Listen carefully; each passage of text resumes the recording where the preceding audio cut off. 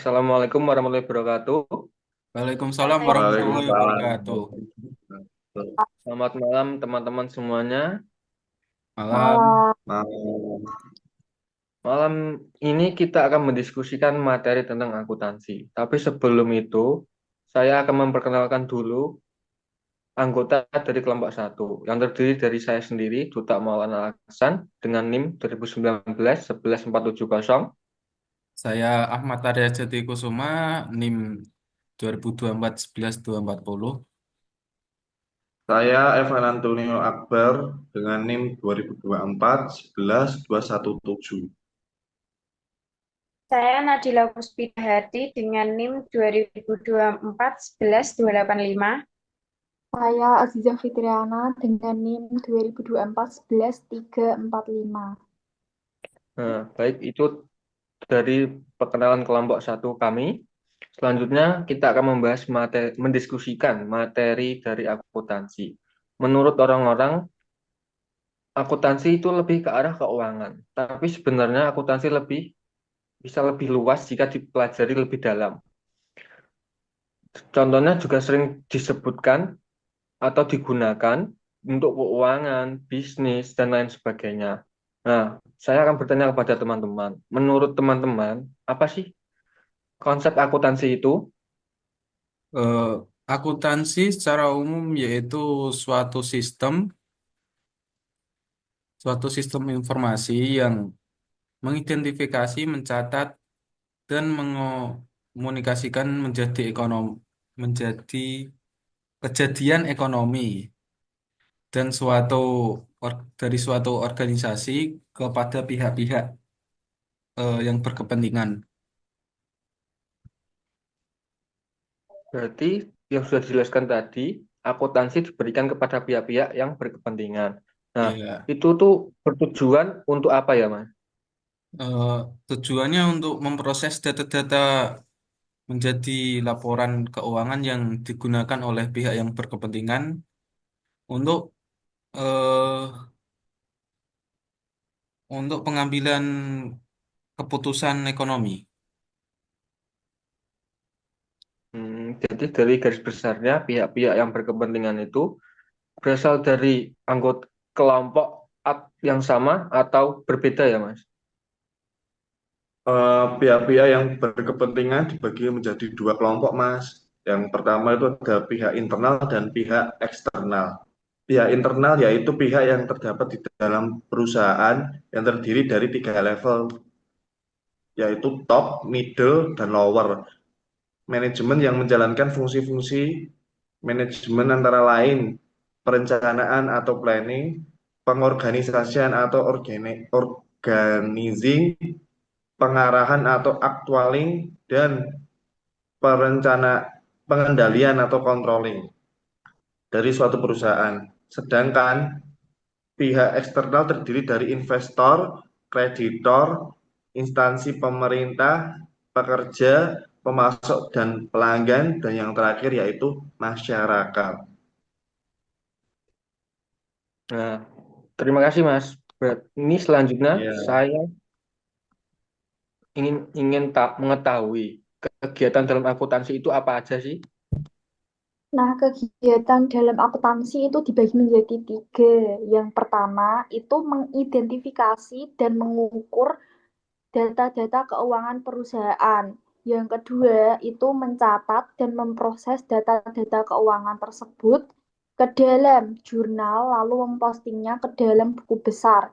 Yang ketiga itu menyusun dan mengomunikasikan laporan keuangan tersebut kepada pemangku kepentingan yang terdiri dari laporan laba rugi, laporan perubahan ekuitas, neraca, laporan arus kas, dan catatan atas laporan keuangan. Seperti itu. Eh, Berarti yang diketahui akuntansi juga digunakan dalam perusahaan. Bertujuan untuk memberikan informasi pada bagian keuangan. Nah, dari beberapa perusahaan, karakteristik apa saja yang memakai akuntansi? Perusahaan perusahaan yang memakai akuntansi ada tiga, yaitu perusahaan jasa, perusahaan dagang, dan perusahaan manufaktur. Yang pertama ada perusahaan jasa. Perusahaan jasa kegiatannya menyediakan layanan atau servis kepada para pelanggan. Contohnya jasa transport seperti Bluebird, jasa pengiriman barang seperti JNT, jasa telekomunikasi seperti Indosat, dan jasa keuangan seperti BNI. Yang kedua ada perusahaan dagang, yang kegiatannya membeli barang dari pemasok dan untuk sementara waktu disimpan sebagai penyediaan, kemudian dijual kembali kepada para pelanggan tanpa melakukan pengolahan lebih lanjut. Contohnya seperti perdagangan perlengkapan rumah atau S-hardware, pakaian atau matahari. Yang ketiga ada perusahaan manufaktur. Kegiatannya memproses bahan baku menjadi produksi dan menjualnya kepada pelanggan. Contohnya seperti kaca atau AC5, flat glass, dan semen, Indosmen, tunggal,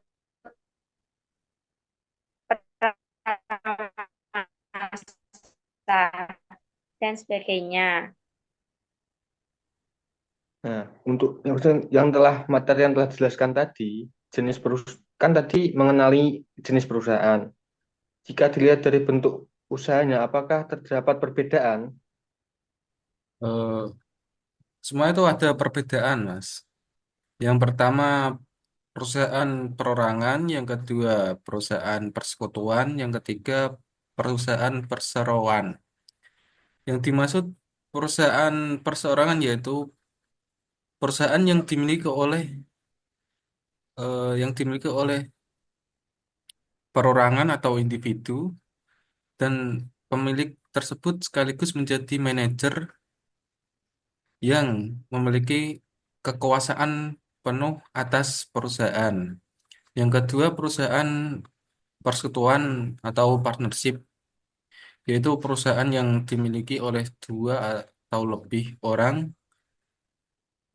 sesuai perjanjian yang telah disepakati. Yang ketiga, perusahaan perorangan atau koperasi, yaitu perusahaan yang berbadan hukum dan kepemilikannya dibagi dalam bentuk saham.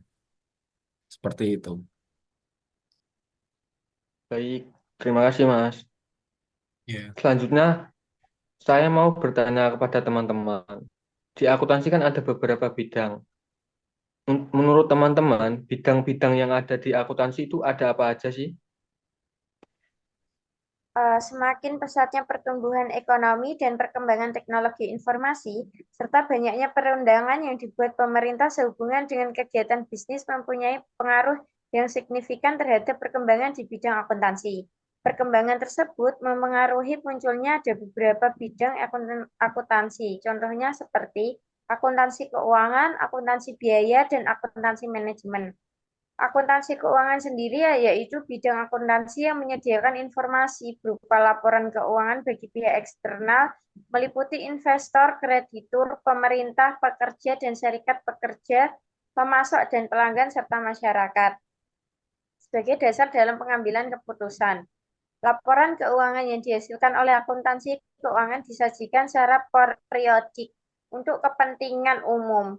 Oleh karena itu, laporan keuangan harus disusun sesuai dengan prinsip-prinsip akuntansi yang berterima umum. Yang kedua, ada akuntansi biaya. Akuntansi biaya adalah bidang akuntansi yang menyediakan informasi biaya sehubungan dengan penentuan biaya suatu produk atau jasa, perencanaan dan pengembalian biaya, serta informasi biaya dalam rangka pengembalian keputusan manajemen. Informasi yang dihasilkan oleh akuntansi biaya adalah informasi yang telah terjadi maupun informasi yang akan datang, tergantung untuk siapa informasi tersebut digunakan. Yang ketiga ada akuntansi manajemen. Akuntansi manajemen adalah bidang akuntansi yang menyediakan informasi keuangan maupun non-keuangan bagi pihak manajemen atau internal dalam rangka menjalankan fungsi-fungsi manajemen. Dalam menjalankan fungsi-fungsi manajemen tersebut, manajemen tidak hanya membutuhkan informasi yang telah terjadi seperti laporan keuangan, tetapi juga informasi-informasi di masa yang akan datang, informasi yang di masa yang akan datang dalam rangka pengambilan keputusan. Mungkin itu yang saya ketahui. Apakah ada yang mau menambahkan? Izin menambahkan ya rekan-rekan, menurut yang saya ketahui itu ada juga pemeriksaan akuntansi atau yang biasa disebut dengan audit. Pemeriksaan akuntansi ini berhubungan dengan pemeriksaan laporan keuangan yang dihasilkan oleh sistem informasi akuntansi keuangan dengan tujuan untuk memberikan opini atau pernyataan terhadap laporan keuangan yang dibuat oleh perusahaan agar dapat dipercaya. Yang selanjutnya itu ada akuntansi perpajakan. Akuntansi perpajakan adalah akuntansi yang berhubungan dengan penyusunan laporan keuangan untuk kepentingan perpajakan. Dalam penyusunan laporan keuangan tersebut itu harus mengacu pada undang-undang sehingga teknik pencatatan akuntansi itu menggunakan metode pengukuran dan pengakuan serta pelaporan harus sesuai dengan peraturan perundang-undangan. Yang selanjutnya ada anggaran perusahaan atau yang biasa disebut budgeting adalah laporan yang berhubungan dengan penyusunan rencana program kegiatan yang bertujuan diukur dengan unit moneter untuk jangka waktu tertentu di masa yang akan datang. Yang selanjutnya itu ada sistem informasi akuntansi atau yang biasa disebut dengan sistem ini adalah sistem yang melakukan perancangan, implementasi, dan pengembangan dari prosedur pencatatan dan pelaporan data akuntansi yang berkembang dengan teknologi sistem informasi seperti alat komputer untuk menjadi komponen yang sangat penting di dalam perancangan sistem informasi berbasis komputer. Sehingga itu membantu menghasilkan informasi yang cepat, tepat, dan akurat. Mungkin itu saja tambahan dari saya. Baik, teman-teman semuanya terima kasih. Tadi penjelasannya sudah cukup jelas sekali ya. Nah, selanjutnya setelah kita membahas bidang-bidang akuntansi, saya juga mau bertanya pada teman-teman, apa saja potensi yang ada di bidang akuntansi? Menurut saya, saat ini profesi akuntan di Indonesia ditempuh melalui jenjang pendidikan formal di Fakultas Ekonomi jurusan Program Studi Akuntansi. Dari surat keterangan Menteri Pendidikan Nasional nomor 179 U1 tahun 2001 untuk mendapatkan gelar akademik sebagai sarjana ekonomi atau SE dan menempuh pendidikan profesi akuntansi atau PPAK untuk mendapatkan gelar profesi sebagai akuntan. Secara garis besar, profesi akuntan di Indonesia dapat digolongkan menjadi 5. Yang pertama, akuntan publik. Yang kedua, akuntan manajemen. Yang ketiga, akuntan pemerintah. Yang keempat, akuntan pendidik. Yang kelima, akuntan forensik. Gitu. Tadi profesi yang disebutkan ada 5 ya. Bisa dijelaskan lebih lanjut apa pengertian profesi yang sudah disebutkan tersebut? Baik, saya jelaskan ya. Yang pertama itu ada akuntan publik. Akuntan publik sering disebut dengan akuntan eksternal. Akuntan publik adalah akuntan yang bekerja secara bebas dan independen dalam rangka memberikan jasa-jasa secara profesional. Untuk memberikan jasa, biasanya mereka mendirikan kantor akuntan publik atau disebut KAP. Yang kedua, akuntan manajemen. Akuntan manajemen sering disebut juga akuntan internal. Akuntan yang bekerja di perusahaan atau organisasi lainnya. Jabatan akuntan manajemen di tiap perusahaan dapat berbeda, mulai dari manajer, controller, sampai dengan direktur keuangan. Yang ketiga, ada akuntan pemerintah. Akuntan pemerintah adalah akuntan yang bekerja di instansi pemerintahan, baik di pemerintahan pusat maupun di pemerintahan daerah, seperti di kementerian-kementerian, badan-badan, dan lembaga-lembaga lainnya. Akuntan yang bekerja di badan misalnya seperti akuntan yang bekerja di BK, BPKP, BPK, dan lembaga-lembaga lainnya. Sedangkan di kementerian, misalnya di Kementerian Keuangan yang bertugas di bidang perpajakan.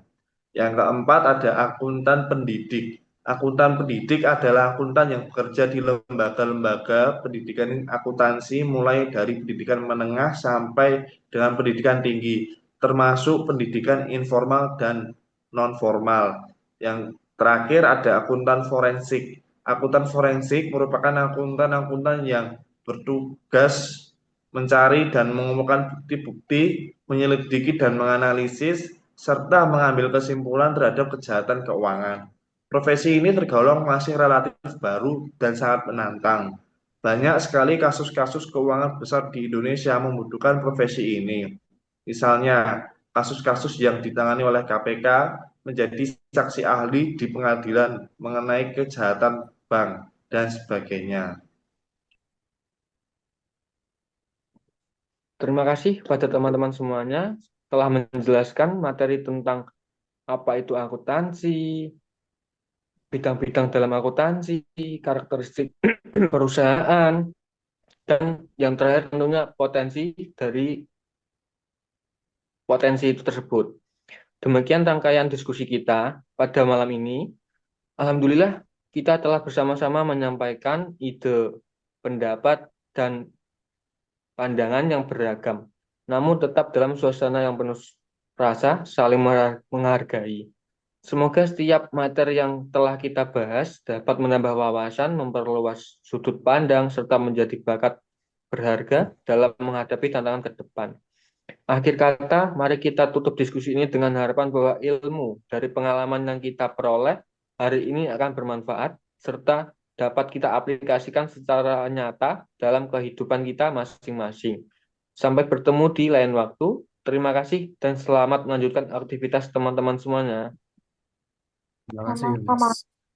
Sama-sama. Sama-sama, Kak.